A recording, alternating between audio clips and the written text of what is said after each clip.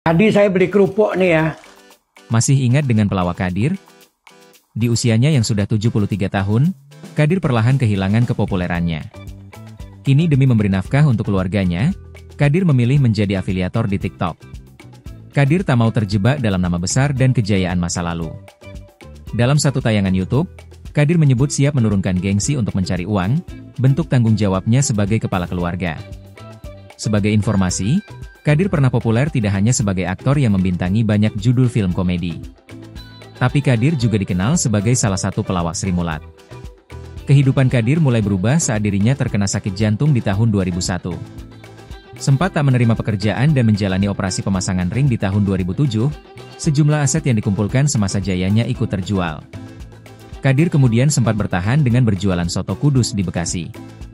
Namun Kadir tak mau hanya mengandalkan dari satu sumber di saat karir di dunia hiburan semakin sepi.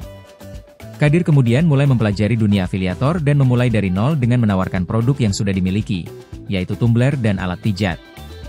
Kadir yang awal terjun ke dunia afiliator dengan hanya memanfaatkan barang-barang di rumah, mengatakan penghasilannya minimal bisa mencapai jutaan dalam satu bulan. Namun penghasilan itu tidak pasti. Komisinya bisa semakin besar ketika banyak barang yang terjual setelah dia mempromosikannya di TikTok. Hanya saja komisi yang didapat Kadir tidak selalu mencapai puluhan juta rupiah dalam sebulan. Kadir juga pernah dalam sehari hanya menghasilkan puluhan ribu rupiah.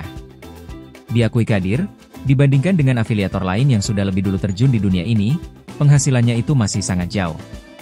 Walaupun demikian, Kadir sudah bersyukur karena setidaknya dia masih memiliki penghasilan untuk keluarganya di saat dunia hiburan tak lagi meliriknya.